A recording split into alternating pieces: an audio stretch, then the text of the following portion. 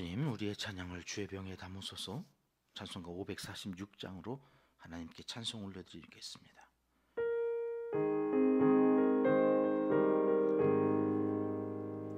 주님 약속하신 말씀 위에서 영원토록 주를 찬송하리라. 소리 높여 주께 영광 돌리며 약속 믿고 굳게 서리라. 굳게 서리, 영원하신 말씀 위에 굳게 서리. 굳게 서리, 그 말씀 위에 굳게 서리라. 주님 약속하신 말씀 위에서 세상 염려 내게 엄습할 때에 용감하게 힘써 싸워 이기며 약속 믿고 굳게 서리라. 굳게 서리, 영원하신 말씀 위에 굳게 서리. 굳게 서리, 그 말씀 위에 굳게 서리라. 주님 약속하신 말씀 위에서 영원하신 주의 사랑 힘입고 성령으로 힘써 싸워 이기며 약속 믿고 굳게 서리라. 굳게 서리, 영원하신 말씀 위에 굳게 서리. 굳게 서리, 그 말씀 위에 굳게 서리라. 주님 약속하신 말씀 위에서 성령 인도하는 대로 행하며 주님 품에 항상 안식 얻으며 약속 믿고 굳게 서리라. 굳게 서리, 영원하신 말씀 위에 굳게 서리. 굳게 서리, 그 말씀 위에 굳게 서리라. 아멘. 주님, 우리의 기도를 주의 병에 담으소서. 기도문으로 함께 기도하시겠습니다. 참 좋으신 우리 아버지 하나님, 성탄절을 보내며 우리의 구원의 확신은 더욱 굳세어지고 다시 오실 예수님의 재림을 더욱 사모하며 이 새벽에도 첫 시간을 정성 다해 예배로 올려드리며 하나님께 더 가까이 나아가게 하시니 진심으로 감사를 드립니다. 매일 주님을 찾는 자들에게 친히 말씀하여 주시고 성령께서 깨닫게 하셔서 하나님의 마음을 또한 알게 하여 주시니 감사합니다. 한 해를 마무리해가는 이 즈음에 우리의 죄와 허물, 어리석고 부족한 모든 것들로 인하여 하나님의 마음을 아프게 해드린 적은 없는지 돌아보며 다시 허락하실 새해를 준비합니다. 약속의 말씀을 믿고 축복을 선포하는 성도들의 간절한 마음을 헤아려 주시고 축복의 열매로 여기저기서 하나님께 영광 돌리는 놀라운 역사를 온 교회와 성도들의 삶 속에서 경험하도록 새해에도 은혜를 베풀어 주시옵소서. 기도 기둥에 이름을 붙여놓고 그 귀한 이름을 부르며 기도합니다. 세상 살아갈 힘을 주시고 임마누엘의 신앙으로 소망 중에 즐거워하며 살아가는 하나님의 사람들이 다 되게 하여 주시옵소서. 이 시간 간절히 환우들을 위해 기도하오니 병으로 아파하는 육신을 고쳐주시고 마음에 그리스도를 모시고 의지하며 영으로 하나님을 높여 찬양하는 믿음의 사람들로 거듭나게 하여 주시옵소서.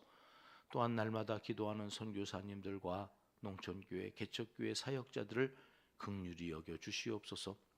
박흥순 선교사님, 조나단 선교사님, 김상혜 선교사님, 이광국 선교사님과 북아프리카와 중동 지방의 이슬람권 지역에서 수고하시는 선교사님들, B국의 이샘 선교사님, 네팔의 전운재 선교사님, 태국의 김장원 선교사님, 프랑스의 고금자 선교사님, 엘살바도르의 박기창 선교사님을 기억하여 주시고 오롯이 주님만 바라보며 선교 현장에서 주님 뜻 이루어 드리기에 부족함이 없도록 책임져 주시옵소서.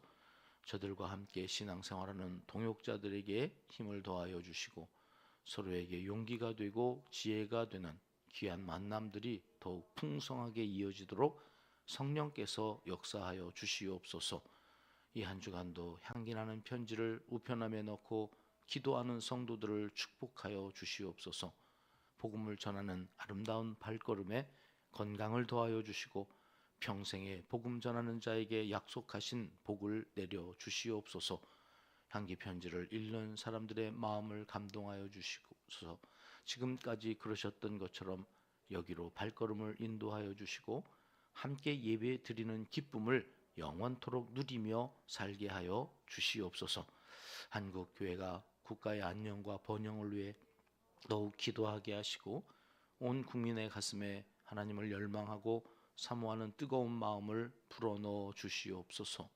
억울하게 눈물 흘리는 백성들의 눈물을 닦아주시고 지워지지 않는 상처로 신음하는 이들을 주님 품으로 안아 위로하여 주옵소서. 전쟁과 폭력으로부터 이 땅을 지켜 주옵소서.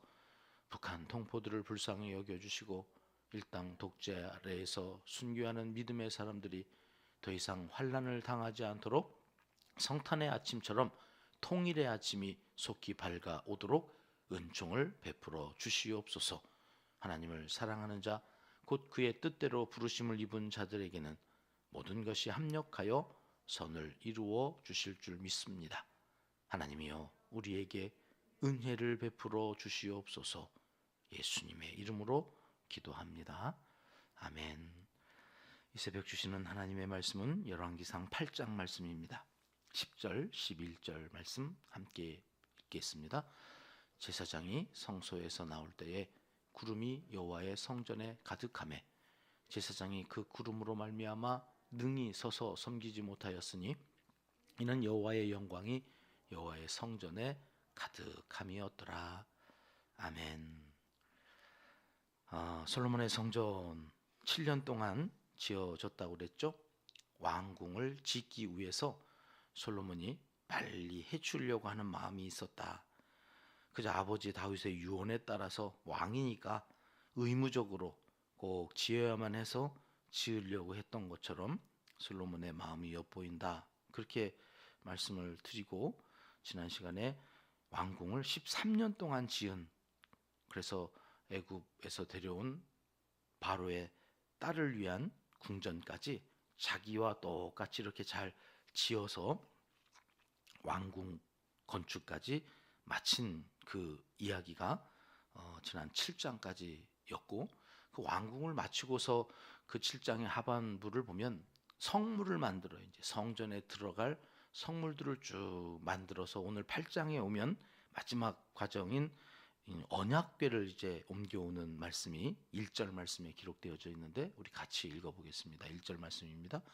이에 솔로몬이 여호와의 언약궤를 다윗성 곧 시온에서 메어 올리고자 하여 이스라엘 장로와 모든 지파의 우두머리 곧 이스라엘 자손의 족장들을 예루살렘에 있는 자기에게로 소집하니. 언약궤를 모셔오는 그 일이 이제 8장에 이어집니다. 앞에서 다윗이 한번 이 언약궤를 잘못 옮겨오다가 베레스 우사라고 하는 사람이 즉사하죠. 그 우사라고 하는 이름의 뜻이 인간의 힘, 인간의 지혜, 베레스는 박살내다, 그런 말이죠. 하나님의 일을 인간적인 방법이나 인간이 가지고 있는 힘으로 하나님의 도움, 하나님의 지혜, 하나님과 아무 상관없이 자기의 방식, 자기의 의지대로 했던 그 모든 것들에 대하여 하나님은 박살내버리시는 분이다.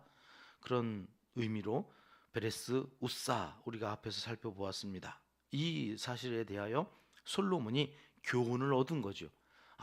내 방법, 내 지혜로가 아니라 하나님이 명하신 대로 그 법궤를 옮겨와야 된다. 앞에서 한번 부모님이 또는 리더들이 실수하는 그 일들이 꼭 나쁜 것만은 아니다. 왜요? 그 다음 세대가 그걸 보고 또 타산지석으로 삼아서 반면 교사로 삼아서 아, 이렇게 하면 안 되는구나 이거를 알 수 있으니까. 교회 안에서 가만히 보면 실수하지 않으려고 아무것도 안 하시는 분들이 있어요. 괜히 했다가 욕만 먹고 가만히나 있자. 가만히 있으면 아무것도 안 되죠. 아무것도. 차라리 실수하더라도 뭘 하는 게 나아요. 왜? 그러면 그 옆에 있는 사람들이 보고 배우잖아요. 그 다음 세대 우리의 자녀손들이 아, 이렇게 했다고 우리 아버지가 실수해서 혼났지. 나는 그러지 말아야지. 다윗이 실수한 것으로 인하여서 솔로몬이 배운 게 있어요. 아, 언약궤는 하나님의 말씀대로 옮겨야 돼. 그래서 3절 말씀에 보면 그렇게 실천하지요. 같이 읽겠습니다.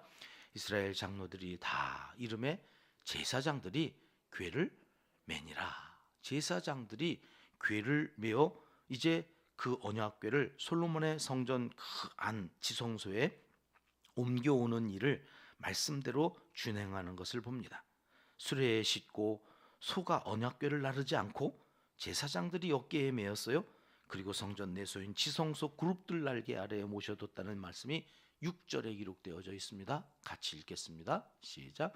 제사장들이 여호와의 언약궤를 그 처소로 메어 드렸으니 곧 성전의 내소인 지성소 그룹들의 날개 아래라.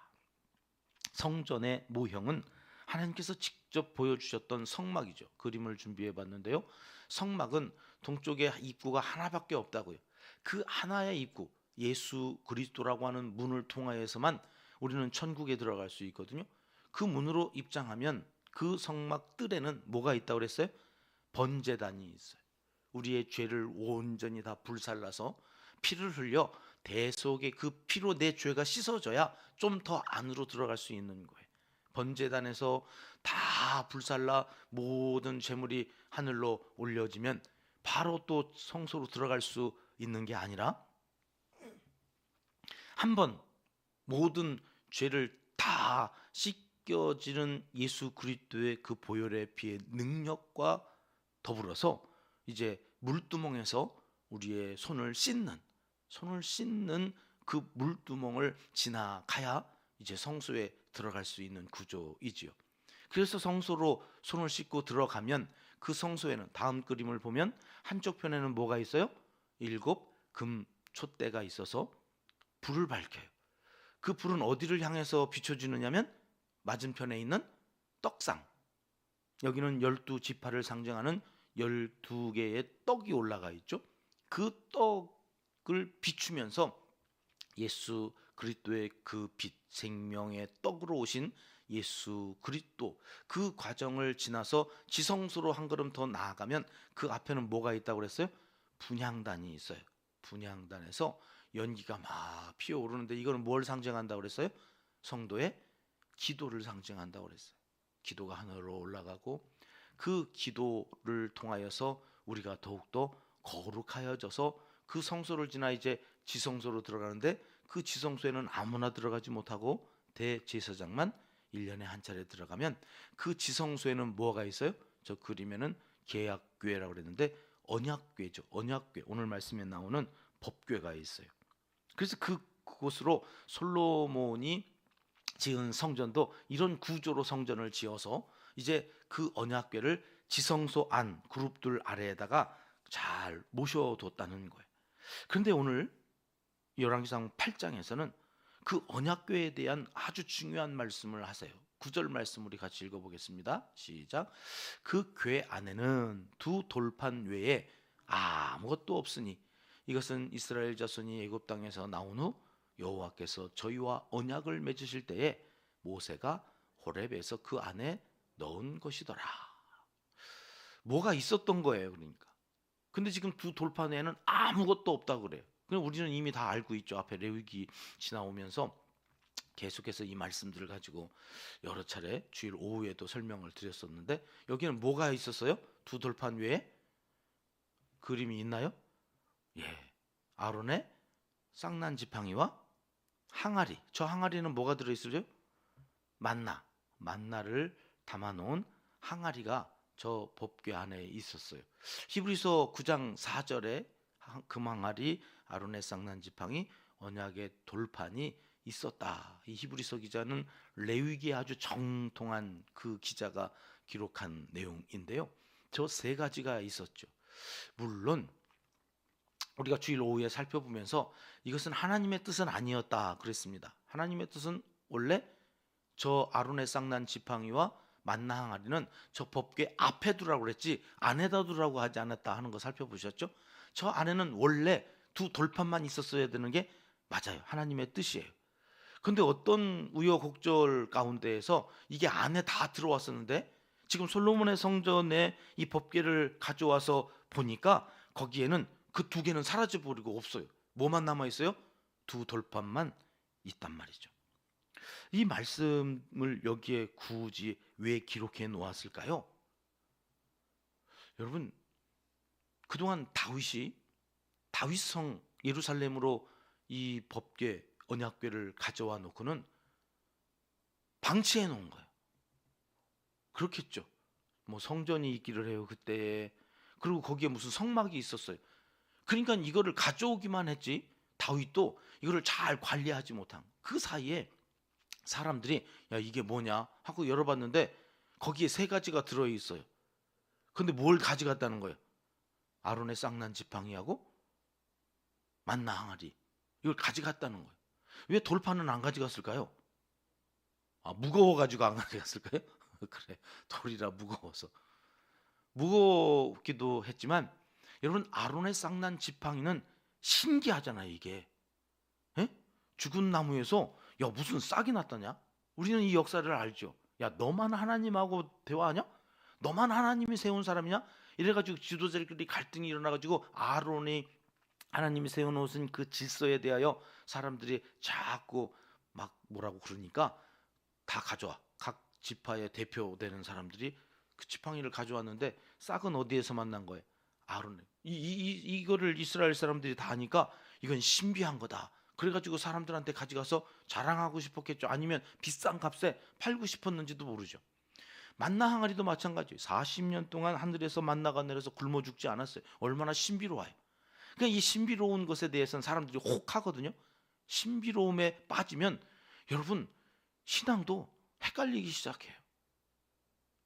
이야 그랬디야? 병이 나았디야? 이야 귀신이 물러갔다?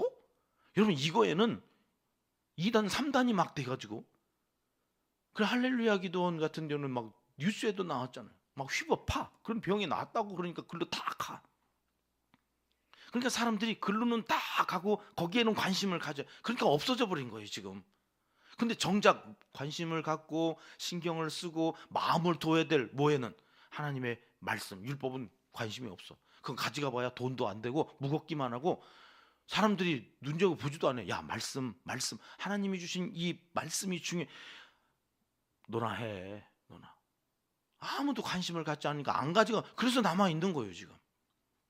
그럼 오늘 우리의 신앙생활이 자꾸 그런 쪽으로 흘러가는 게 아닌가. 눈에 보이는 것, 우리의 입맛대로 구미에 맞는 것. 말씀은 힘들어, 어려워, 이해도 안 되고 실천하는 건 더 어렵고 말씀 안 봐. 말씀은 덮어놓고 믿어요. 그러니 예수 그리스도 하나님의 마음 아무 상관없이 자기 식대로 믿는 거예요. 다 교회 안에 자기만. 신앙은 온데간데 없고 믿음도 온데간데 없고 자기 의, 자기 힘, 자기 지혜, 자기로 자기 말 안 들으면 막 그래서 나눠지는 거예요 다. 하나님의 말씀이 그래서 남아있구나. 여러분 우리 안에 하나님의 말씀이 아무 의미 없고 아무 소용이 없어서 남아있는 교회, 남아있는 신앙, 이거는 하나님과는 상관이 없는 믿음. 그것이 정말 중요해서 우리 안에 모셔져 있어야 돼요. 오늘 그 솔로몬의 성전에 이 법궤만 덩그러니 그 법궤 안에 이 돌판이 남아있다고 하는 이 사실이 오늘 우리에게 어떻게 적용이 되어져야 될까? 여러분 지난 1년 동안 하나님의 말씀에 집중해서 지금 편식하지 않고 성경 전체에 녹아져 있는 하나님의 마음을 우리가 알고 잘 믿읍시다 하고 이렇게 달려오는데, 이게 참 가면 갈수록 그 말씀이 달고 진짜 송이꿀보다도 달아서 또 보고 그러면서 그 말씀이 우리에게 생명이 되어져야 되는데 지치죠. 이제 가면 갈수록 더 어려워져. 이제 더 알아야 될 것도 더 많아지고. 여러분, 그런데 오늘 이 말씀을 잘 보세요. 오늘 우리가 함께 읽었던 10절 11절, 그렇게 솔로몬 성전만 지었을 때는 하나님의 임재의 상징인 구름이 임하지 않았었던 거 우리가 앞에서 살펴봤잖아요.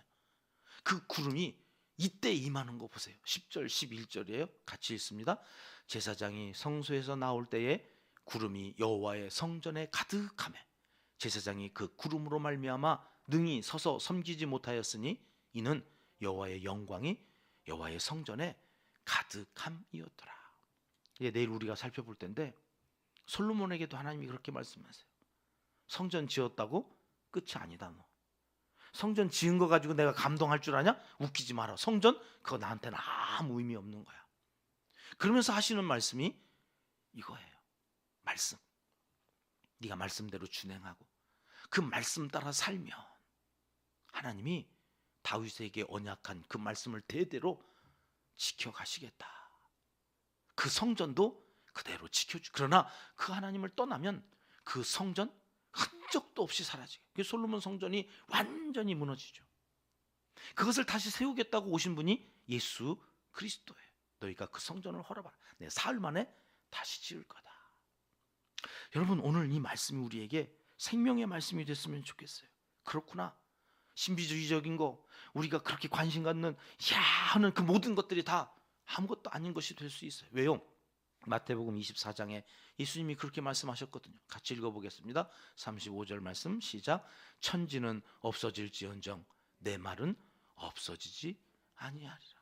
결국 남는 거, 영원히 남는 거 말씀밖에 없어요.